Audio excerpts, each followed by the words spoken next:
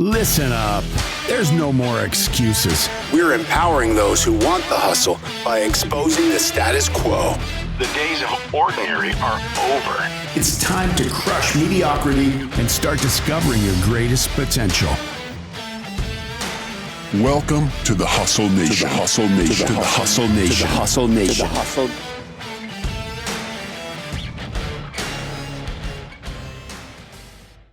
Welcome back to another episode of the Hustle Nation podcast. Today is leadership lessons in sports. We're going to talk about college sports and how it has a loyalty problem. Or does it? I've got a number for you today. That number is 78%. And if you're a college football fan, that number should probably scare you. American Conference Commissioner Tim Pernetti recently said that 78% of the conference's first and second team all-conference players from last season transferred to Power 4 schools. Those of you that don't know Power 4, those are the big schools like Alabama and Clemson from the big conferences. Think about what that means. You're a school like North Texas, Tulane, Memphis, South Florida, UTSA, not necessarily small schools, but you recruit a kid. You take a chance on him, you coach him, develop him, you put him on the field. Maybe nobody from the SEC or Big Ten wanted this player coming out of high school. Then he becomes really, really good, like all conference kind of good. And right when you're finally ready to reap the benefits of everything you've invested in this player, he's gone to a bigger program, a bigger stage, potentially NIL money, better opportunity. And as a fan, it's really easy to say, where's the loyalty? But here's the question today. If this happened in your business, would you say the same thing? I want you to think about that because when we put the light back on sports, when you lose a player, like Wisconsin recently lost a basketball player that's played for 5 different schools in 5 different years, you look at it and you say, that sucks. We don't want that guy anyways. But if you are the team that player is going to, and this is a, kind of all conference level player, you're pretty excited, even though you know in the back of your mind, this guy's kind of a flight risk, right? And I don't say that with negative intentions. Doesn't mean they're a bad player or bad person. But the numbers are crazy. Because this isn't just a couple of players, CBS Sports looked at the 2026 transfer portal or transfer cycle across the entire group of 6. There were 114 players who had earned first or second team all-conference honors in 2025 and were returning to college football. How many stayed with their team? I want you to think about that and guess for a moment. I'm going to just pause and talk while you're thinking. If you were to guess how many players stayed, that number is 29.5, so just under 30. More than 70 of the players left. And of the 81 who transferred, 73 went to Power 4 programs. Now compare that with the Power 4. Among their returning all-conference players, 74.6 stayed. That's not random. That's a talent pipeline. And if you're running one of those smaller programs, you're facing a brutal reality. The better you get at developing talent, the more attractive your talent becomes to someone with more resources. Sound familiar? Because businesses deal with the exact same thing. This is true of coaches as well. Coaches within a smaller program, a smaller community, might take a losing team, historically losing team, take them to the Sweet 16 or take them to a big bowl game, and then all of a sudden they're getting recruited. Coaches are kind of like your CEO, CFO, CMO level talent. And the players are kind of like, your pipeline coming into the system, your management, entry level, mid-management type players. The employee version sounds a little bit like this. You hire someone at 23, they're talented but unexperienced. You train them, mentor them, you give them opportunities, resources, training. Maybe you send them to conferences, pay for certifications. I know you're putting them in front of clients and giving them progressively more and more responsibility. You fast forward 3 years and he or she is a total rock star. You've seen it before. And then a big company like Google or Amazon comes knocking at their door on LinkedIn or your biggest competitor. Say, maybe they're making $75,000 with you. Sounds great. but the other opportunity is coming in at 125,000. Bigger benefits, bigger opportunities, a little more flashy, probably even a bigger title with benefits like more remote work and other little things that sprinkle on top sound really, really good. And they walk into your office and say, "Hey, I really appreciate everything you've done for me, but I can't turn this down." What's your reaction? After everything I've done for you, after everything we've been through? Or I'd probably take it too. So you have to look at it from both lenses or both sets of the equation. That's the uncomfortable part of this conversation. So, what is loyalty? I think sometimes leaders confuse loyalty with performance. They're not the same thing. Loyalty doesn't necessarily mean I work for you forever. Maybe loyalty means I worked hard for a while, or I worked hard while I was there. I treated people well. I didn't screw you on my way out. I gave you proper notice. I helped transition my responsibilities. I represented the organization well. And when the opportunity came along that could drastically improve my career and maybe even my life, I wanted to take it. Is that disloyal? I'm not sure it is, because here's the other question. Would the organization demonstrate that same loyalty to you? Think about it. What if someone came to you and said, "Hey, Joe, hey, Susie, I really want to get away from this company and I want to come work for you. And this person is far more talented than the other person who's in that seat." Is that loyalty or not? Hard to say. Now let's flip that around. This is where it gets uncomfortable for employers. Businesses make decisions in their best interests all the time, or at least they should. The best ones do. We restructure, we eliminate positions, we replace technology, we outsource, we close divisions, we freeze salaries, we choose not to promote someone. And often the explanation is it's a business decision. Just like you hear that a lot in the NBA and the NFL. Okay, then an employee gets an offer for 60% more money and leaves. Suddenly, nobody has loyalty anymore.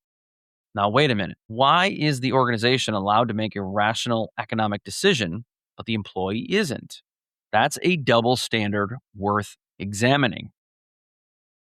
And I can just hear the people in the comment section saying, "Well, what about this and what about that? And this situation's different."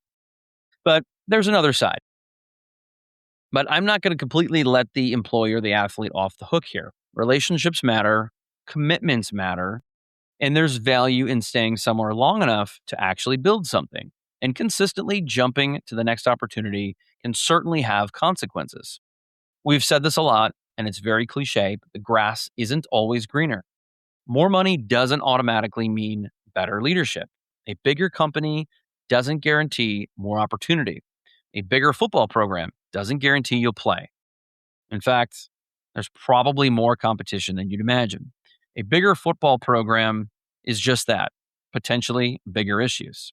There's also something valuable about becoming the person who stayed and built something, the person who will be in the stat books forever. So I'm not advocating someone offers you $5,000 more, you leave tomorrow. You could triple that, and maybe it's still the same answer. I'm saying loyalty has to be a two-way relationship, not an obligation one side demands from the other. Now, let's talk about the coaching problem in all of this.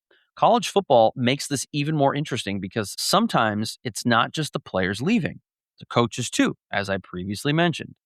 Coach takes over a smaller program, they recruit great players, they sit in their living rooms, they talk to parents, they sell them on a vision. We're going to build something special here. I've heard it before. Then the team wins. A Power 4 program calls more money, more resources, of course, a bigger stage, and the coach leaves. In the current cycle, some players' movement has also followed coaches changing jobs too. Creates almost a domino effect, which complicates the raw transfer numbers. And that's been part of the delusion or the discussion around these programs such as North Texas and South Florida. So if we're okay saying, of course, coach took a better opportunity, why are we shocked when a 20-year-old player does the exact same thing, especially when there's more money involved? That's a difficult one to reconcile. Lesson one in all of this: Don't demand loyalty. Create reasons to stay. Create more reasons for more compensation. That's the first leadership lesson. If your retention strategy is, you should be grateful to work here, I'm going to say you're in trouble. Ask instead, why would our best people stay? Compensation matters, but so does opportunity, culture, autonomy, recognition, relationships, flexibility, development, purpose, benefits, good leadership. If someone can get dramatically more somewhere else, you might not be able to retain them, but you should at least understand why your best people choose to leave. Lesson number 2, developing people means some will outgrow you. This is the hardest one of them all, in my opinion, because if you're genuinely good at developing people, you're going to have turnover. Some of them are going to leave. They're going to outgrow you. And think more about the alternative. Would you rather have an organization where nobody ever leaves because nobody gets better? That would be difficult. Great leaders create opportunities for people. Sometimes those opportunities eventually exist somewhere else. And that doesn't necessarily mean your development investment was wasted. That person contributed while they were there.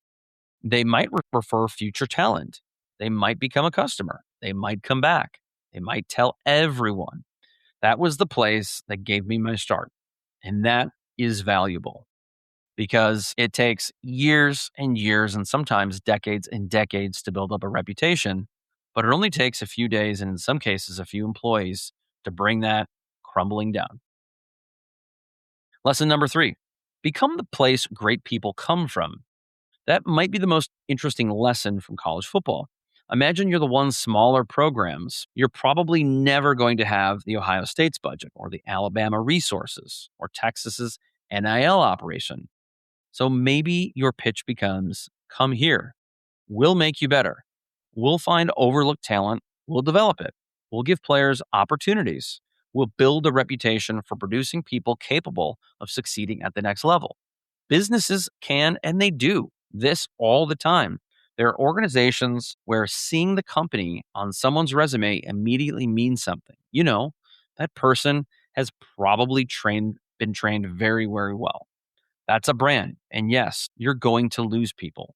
But talented young people might also start seeking you out because what happens to people who come through your organization.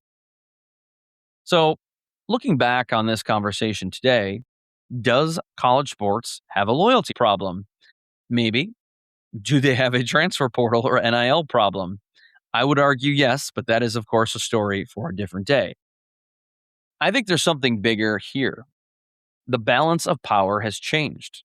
Players have more mobility, just like employees have more opportunity and more leverage in the workforce today.